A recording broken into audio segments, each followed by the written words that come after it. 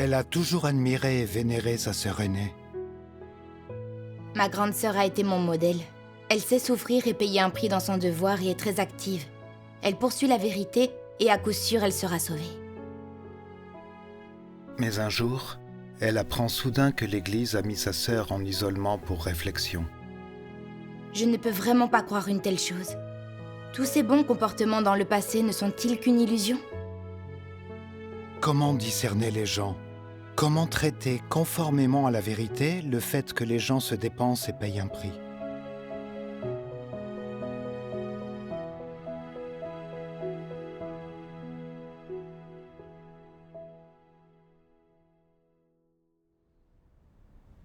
Un jour, en mars de cette année, j'ai appris que l'Église avait mis ma grande sœur en isolement.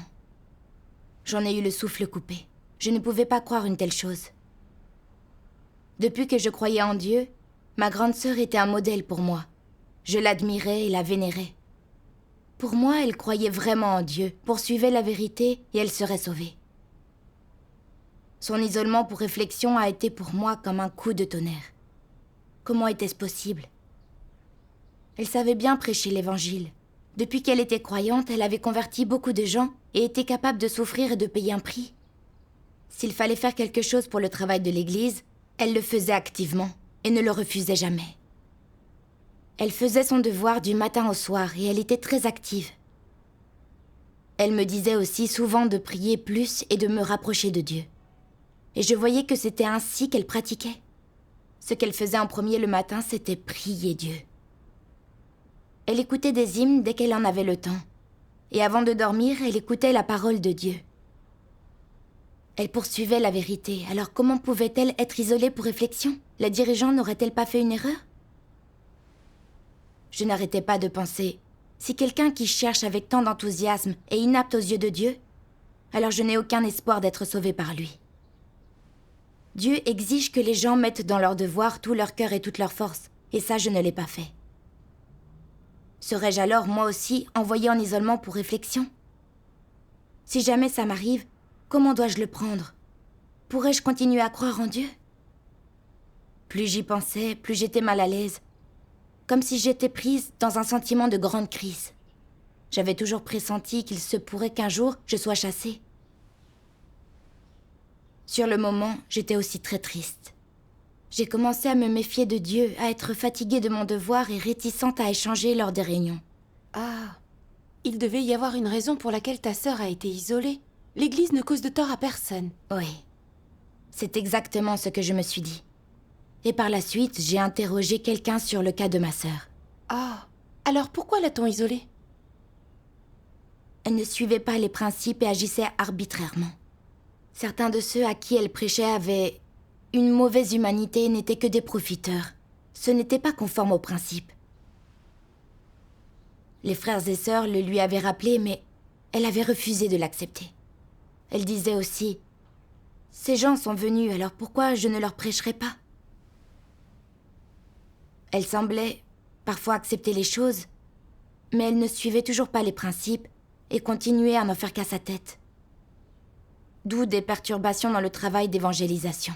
Ah, Suite à des problèmes, elle n'en tirait aucune leçon. Elle discutait et répandait de la négativité. Un jour, à une réunion de nouveaux arrivants, elle avait dit « Pour remplir mon devoir, j'ai quitté ma famille et mon travail et j'ai souffert et payé un prix. Mais j'ai encore bien des difficultés dans ma vie. Pourquoi Dieu ne me montre pas sa grâce ?» Des nouveaux venus, après avoir entendu ça, la suivaient, dans ses récriminations contre Dieu. ah, c'est vraiment très grave. Ouais. Parce qu'elle était toujours sans principe et imprudente dans sa prédication. Qu'elle perturbait le travail de l'Église en répandant la négativité, qu'elle refusait de se repentir. Elle avait été mise à l'isolement. Ah. En entendant cela, qu'as-tu pensé? En apprenant sa conduite, j'ai vraiment été plus que surprise. Je n'arrivais pas à croire une telle chose. Tous ces bons comportements que j'avais vus chez elle n'étaient-ils qu'une illusion? Puis j'ai lu ce passage de la parole de Dieu.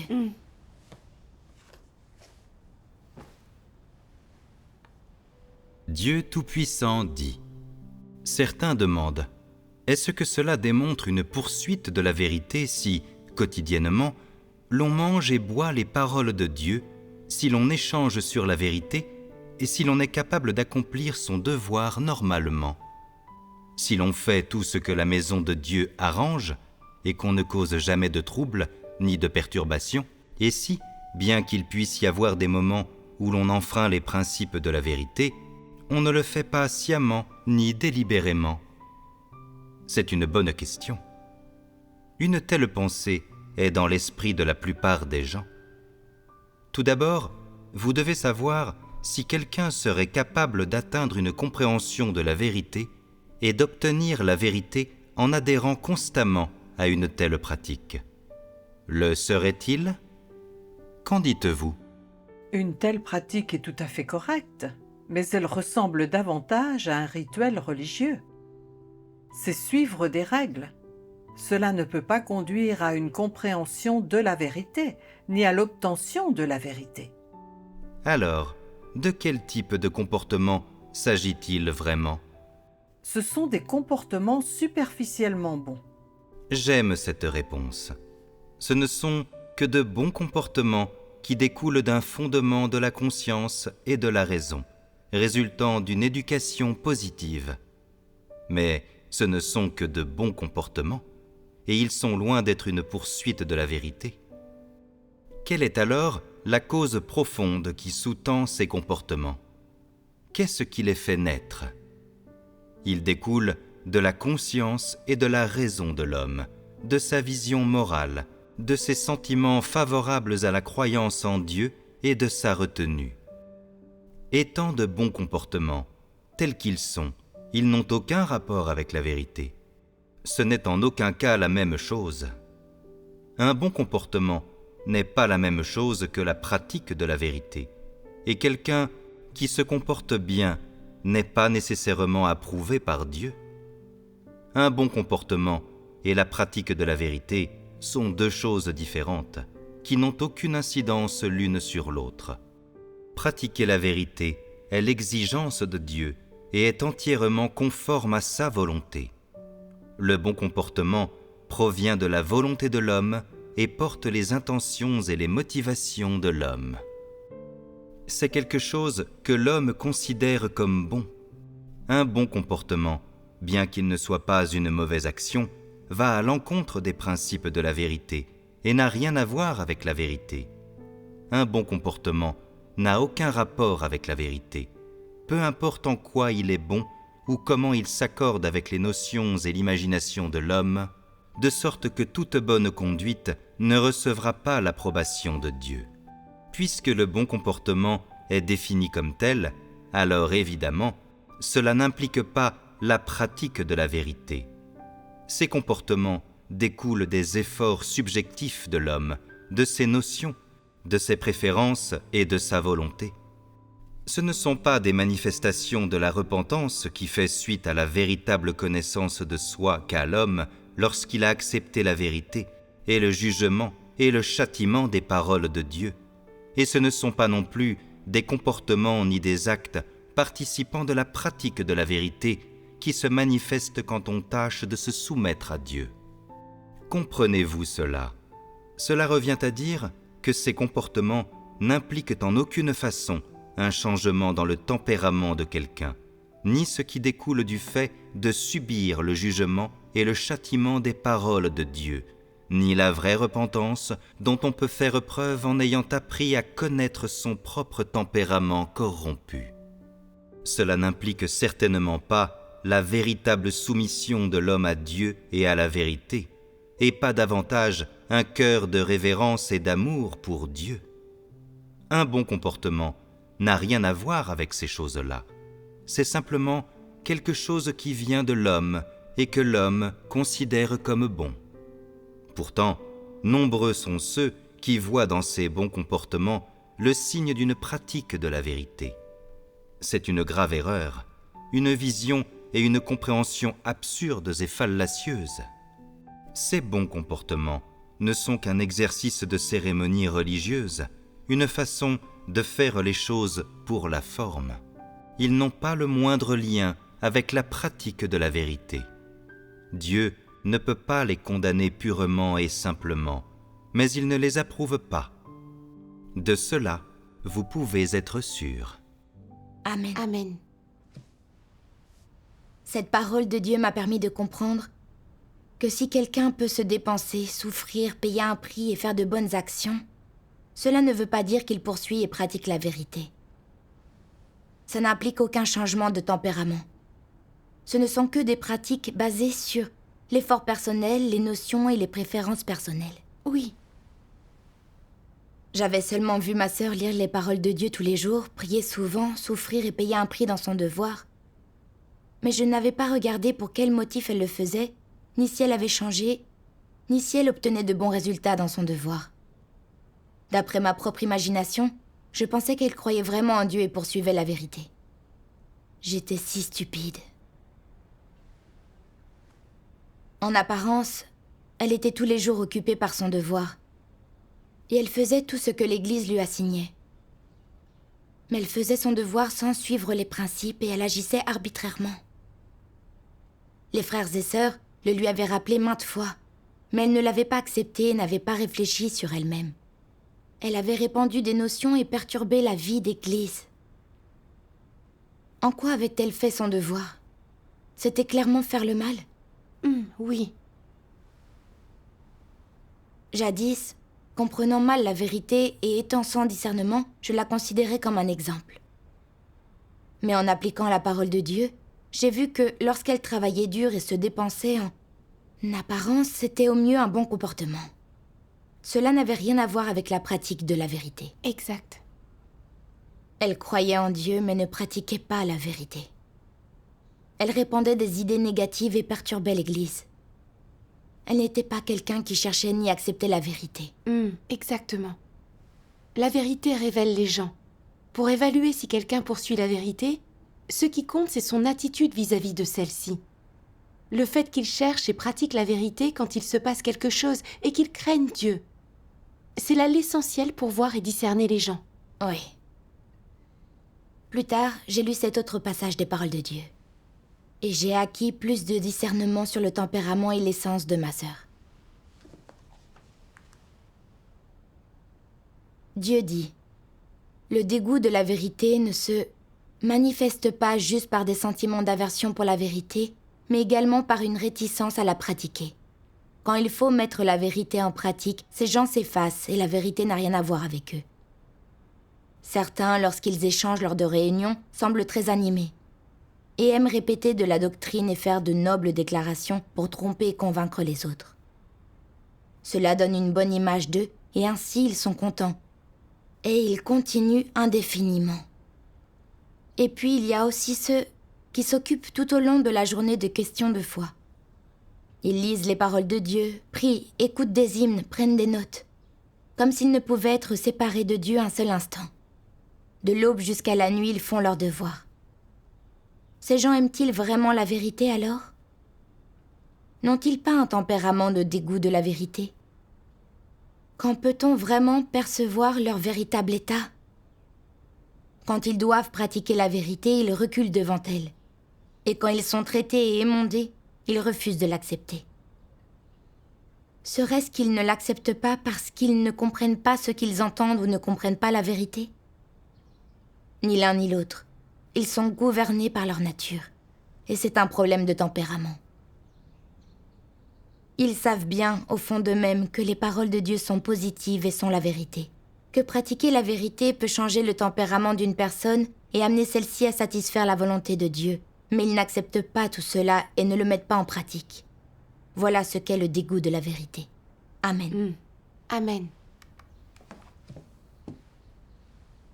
J'avais toujours pensé que celui qui était capable de se dépenser et de faire un devoir poursuivait la vérité. Maintenant, je voyais que cette idée n'était pas conforme à la vérité. Une personne a beau sembler souffrir et se dépenser, si elle n'accepte ou ne pratique pas la vérité quand il arrive quelque chose, elle s'en tient obstinément à sa propre volonté. Alors elle fait partie de ceux qui sont las de la vérité, et elle ne changera pas malgré ses années de foi. Exact. C'était le cas de ma sœur. Même si elle était pieuse en apparence, et que souvent elle lisait la parole de Dieu, écoutait des hymnes, priait, souffrait et payait un prix dans son devoir, et qu'elle semblait croire en Dieu et poursuivre la vérité, en réalité, elle n'acceptait en rien la vérité. Elle faisait sans cesse dans l'à peu près et agissait arbitrairement. Quand des frères et sœurs signalaient ses problèmes, elle contestait, raisonnait, elle ne réfléchissait jamais sur elle-même. Son tempérament n'avait pas changé, même si elle croyait en Dieu depuis longtemps. Elle faisait partie des non-croyants qui sont las de la vérité. Oui, Elle se dépensait, souffrait et payait un prix. Mais c'était en échange de la grâce et des bénédictions de Dieu. Quand les environnements que Dieu arrangeait ne cadraient pas avec ses désirs, elle répandait de la négativité et perturbait l'Église. Il était clair qu'elle n'avait pas la moindre révérence pour Dieu. Quand elle se dépensait pour Dieu, elle négociait avec lui et le trompait. Les gens regardent l'apparence des autres. Quand on voit les autres accomplir de bonnes actions, on suppose qu'ils sont de bonnes personnes. Mais ce que Dieu regarde, c'est le cœur et l'essence des gens, ainsi que leur attitude vis-à-vis de la vérité. Si quelqu'un accepte la vérité, et que lorsqu'il est émondé et traité, il cherche la vérité, réfléchit sur lui-même, accède à la connaissance et à la haine de lui-même et montre une vraie repentance, alors c'est quelqu'un qui poursuit et aime sincèrement la vérité, et c'est quelqu'un que Dieu sauvera. Si quelqu'un, par sa nature, est las de la vérité et n'a pas changé bien qu'il ait foi en Dieu depuis des années, alors même s'il semble faire beaucoup de bonnes actions, ce n'est qu'hypocrisie. exact. Les pharisiens semblaient pieux et accomplissaient beaucoup de bonnes actions, mais leur nature était d'être las de la vérité et de toujours la mépriser. Quand le Seigneur Jésus a exprimé la vérité et œuvré pour sauver les hommes, ils ont résisté et l'ont condamné. Et pour finir, l'ont crucifié, ce pourquoi ils ont été maudits et punis par Dieu. Oui, Alors seulement j'ai compris que sans la vérité nous sommes ignorants. Nous ne voyons pas clairement l'essence des gens. Et nous ne comprenons pas quelle sorte de gens Dieu aime et sauve. Quand j'avais appris que ma sœur avait été isolée pour réflexion, j'avais pensé que c'était parce que la dirigeante n'avait pas enquêté. Ce n'est qu'en appliquant la parole de Dieu que j'ai vu que l'isolement de ma sœur, pour ses actions, était conforme aux principes, et que la dirigeante avait vu juste. exact. À ce moment-là, je me suis sentie soulagée. Dieu soit loué. Pour bien voir les gens, il faut se baser sur la parole de Dieu. Plus tard, je me suis demandé, quand j'avais appris que ma sœur était isolée pour réflexion, je savais que j'aurais dû le recevoir comme venant de Dieu et que Dieu était juste. Mais cela m'avait tout de même bien préoccupée et inquiétée malgré moi. Croyant en Dieu depuis peu de temps et n'ayant pas bien fait mon devoir, n'allais-je pas être éliminée et chassée un jour ? Alors j'ai commencé à mal comprendre Dieu. Mais je savais aussi que j'avais des leçons à tirer de tout ça. Donc j'ai demandé à Dieu qu'il me guide afin que je le comprenne. Un jour, à une réunion, j'ai lu 2 passages de sa parole. Dieu dit, « Si vous souhaitez être rendu parfait par Dieu, vous devez apprendre à faire l'expérience de toutes choses et faire en sorte d'être éclairé dans tout ce qui vous arrive. Bonne ou mauvaise, chaque expérience que tu fais doit t'apporter quelque chose. Elle ne doit pas te rendre négatif. Quoi qu'il en soit, tu dois toujours voir les choses du côté de Dieu, et non les analyser ou les étudier du point de vue de l'homme. Si tu fais ton expérience ainsi, alors ton cœur sera rempli des fardeaux de ta propre vie et que tu vivras toujours à la lumière du visage de Dieu et ne dévieras pas facilement dans ta pratique. Ces gens-là ont un avenir radieux devant eux. Je décide de la destination de chaque homme, non selon son âge, son ancienneté, ni selon le degré de ses souffrances, et encore moins selon la mesure dans laquelle il est capable d'inspirer de la pitié aux autres, mais plutôt selon qu'il possède ou non la vérité. Il n'y a pas d'autre option que celle-ci. Vous devez vous rendre compte que tous les hommes qui ne respectent pas la volonté de Dieu seront punis. C'est un fait immuable que personne ne peut changer. Par conséquent, tous les hommes qui sont punis le sont à cause de la justice de Dieu, et comme rétribution pour tous les nombreux actes maléfiques qu'ils ont commis. Amen. Amen. Grâce à la parole de Dieu, j'ai compris, face à l'isolement de ma sœur, que la volonté de Dieu était que je tire des leçons de tout ça, que j'apprenne à voir les choses selon sa parole, et que je comprenne qui il aime et qui il est. Oui. Or, quand j'avais appris que ma sœur était isolée, j'avais eu des doutes et j'avais vécu dans une grande négativité. Je craignais, croyant en Dieu depuis peu, et n'ayant pas souffert ni payé un prix comme elle, d'être chassée moi aussi. Maintenant, j'ai compris que Dieu ne détermine pas la fin des gens en se basant sur la durée de leur croyance ou la mesure de leur souffrance. Non. Il le fait en se demandant si les gens, grâce à leur croyance en Dieu, peuvent gagner la vérité, lui obéir et le vénérer. Le fait est que quel que soit le nombre d'années depuis lequel quelqu'un travaille et se dépense, s'il ne gagne pas la vérité et que ses tempéraments ne changent jamais, à la fin il ne pourra pas être sauvé. S'il commet des mauvaises actions et ne se repent pas, Dieu le punira. C'est la justice de Dieu. Oui. Paul avait travaillé de nombreuses années et grandement souffert. Gagné beaucoup de gens en prêchant l'évangile et établi beaucoup d'églises. Mais son tempérament de vie n'avait pas changé. Il était même devenu arrogant. Avait fini par déclarer qu'il vivait en tant que Christ. Dieu l'avait condamné et puni. Exact. Paul est l'exemple classique qui nous montre que dans notre croyance en Dieu, être enthousiaste et se dépenser ne suffit pas.